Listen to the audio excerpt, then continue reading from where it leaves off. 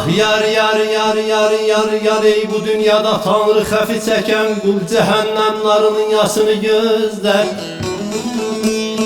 Əziz yasını gözlər, yanar yasını gözlər, dünyaya meyil verməz ahirət yasını gözlər.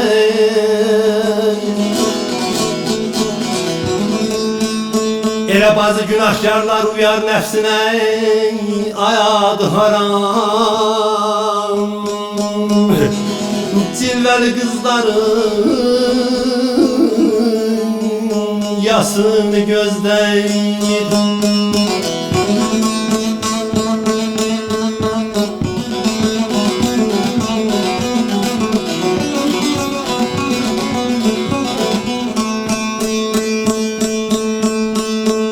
Der belə kələmi qədimdən ey Quran duası, netə kəlmə harfi Quran duası. Əziz Quran duası, ayəti Quran duası, aşı qullar düşünməz nədən Quran duası.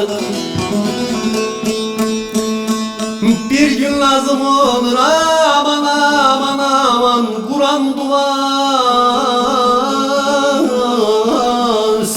Gözüm son nəfəsdə yasını gözlər, ayadı haram.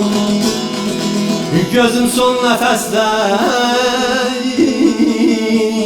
yasını gözləyir.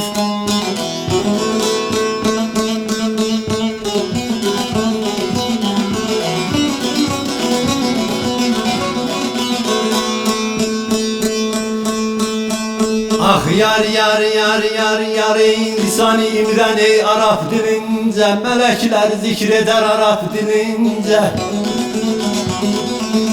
Əzim Arap dilincə, Farsın Arap dilincə, münkürlə nəkir gəlir sorar Arap dilincə.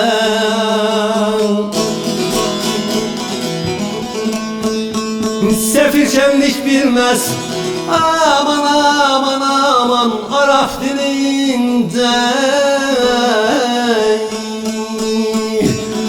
Bir çift kəlmə cavab yasını gözləyir.